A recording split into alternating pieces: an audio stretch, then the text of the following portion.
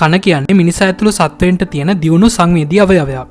කොහොමුණත් අනිත් සතුන්ට සාපේක්ෂව මිනිසාගේ කනට තියෙන ශ්‍රවණ හැකියාව නම් ඒ තරම් ප්‍රබල නැහැ.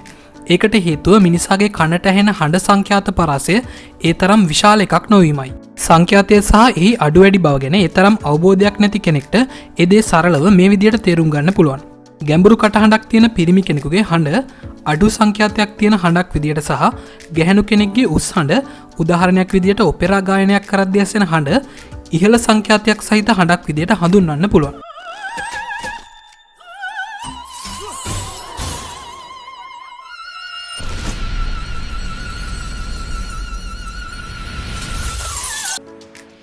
සංඛ්‍යාතය මනින්න යොදාගන්නේ හර්ට්ස් කියන එකකයි.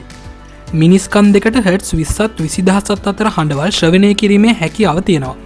හැබැයි පූසන් බල්ලන් ඇතුළු බොහොමයක් සතුන්ට මේ පරාසයට වැඩි හඬවල් ශ්‍රවණය කිරීමේ හැකියාව තියෙනවා. මේ නිසා තමයි මිනිසාගේ ශ්‍රවණ හැකියාව සාපේක්ෂව තරමක් අඩුයි කියලා කියන්නේ. ඒ විතරක් නෙවෙයි. කෙනෙක්ට අහන්න හැකියාව තියෙන හඬ සංඛ්‍යාතය වයසත් එක්ක අඩු වෙනවා. ඒ කිව්වේ වයසට ගියාම ඉහළ සංඛ්‍යාතයෙන් යුත් හඬවල් අහන්න බැරි වෙනවා. මේක සාමාන්‍ය දෙයක්.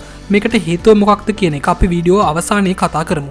හැබැයි අදාළ වයස ලබන්න කලින් ඒ හඬ පරාසය අහන්න බැරි වෙනවා නම් එයාගේ ශ්‍රවණ හැකියාව යම් ප්‍රශ්නයක් තියෙනවා.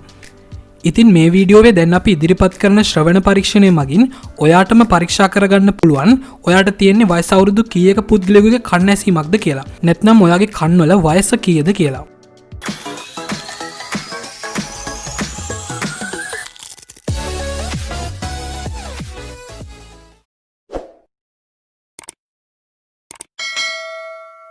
මේ විදිහේ එදිනදා අවශ්‍ය වෙන දේවල් ගැන විශේෂයෙන්ම විද්‍යාත්මක සහ වෛද්‍ය විද්‍යාත්මක කරුණු ඇතුළත් වීඩියෝ මම මේ channel එකෙන් අරගෙන එනවා.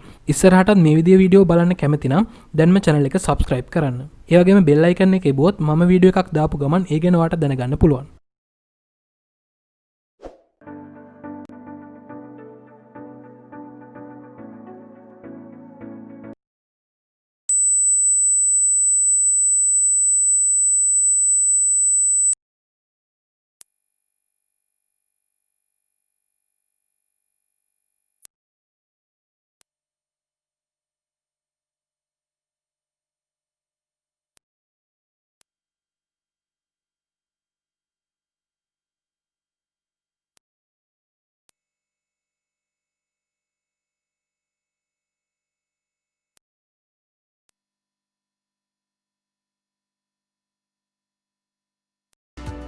ඉතින් ඔයාගේ කන් දෙකේ වයස ඔයාගේ ඇත්ත වයසත් එක්ක ගැලපෙනවද?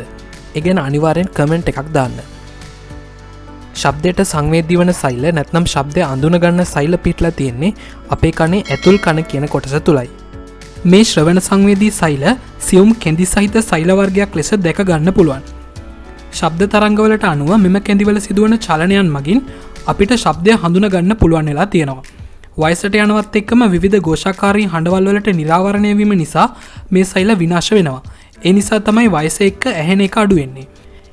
ඒ වගේම මේ විදිහට සංඛ්‍යාතය වැඩි හඬවල් කලින් නැසී යන්න හේතුව වෙන්නේ සංඛ්‍යාතය වැඩි හඬවල් අඳුන ගන්න සෛල කනේ බාහිරින්ම පැවතීමයි. ඒ කිව්වේ ශබ්දයට මුලින්ම නිරාවරණය වෙන්නේ මේ සෛල නිසා තමයි එහෙම දෙයක් සිද්ධ වෙන්නේ. වීඩියෝවේ මූලික අරමුණ උනේ ශ්‍රවණ පරීක්ෂණය නිසා මිනිස් කනේ ඇසීම ගැන මීට වඩා කතා කරන්න අපි බලාපොරොත්තු වෙන්නේ නැහැ. ඉතින් මේ වීඩියෝ එක ගැන ඔයා මොකද හිතන්නේ? වීඩියෝ එක ගැන තියෙන අදහස් ඒ වගේම ප්‍රශ්න අනිවාර්යයෙන්ම කමෙන්ට් එකක් විදියට දාන්න. වීඩියෝ එකේ ඔයා මොන හරි අලුත් දෙයක් දැනගත්තා නම් වීඩියෝ එකට ලයික් එකක් දාන්න. තවත් කෙනෙක් මේ දේවල් දැනගත්තොත් හොඳයි කියලා හිතනවා නම් වීඩියෝ එක ෂෙයා කරන්න. මේ විදිහේ විද්‍යාත්මක සහ වෛද්‍ය විද්‍යාත්මක කරුණු ඇතුළත් වීඩියෝ මම මේ channel එකෙන් අරගෙන එනවා. ඔයා channel එකට අලුත් කෙනෙක් නම් දැන්ම channel එක subscribe කරලා අපිත් එක්ක එකතු වෙන්න. ඒ වගේම bell icon එක එබුවොත් මම වීඩියෝ එකක් දාපු ගමන් ඔයාට ඒ වෙලාවෙම ඒ ගැන notification එකකින් දැනගන්න ලැබෙයි. එහෙනම් ඊළඟ වීඩියෝෙන් අපි ආයෙත් හමු වෙමු.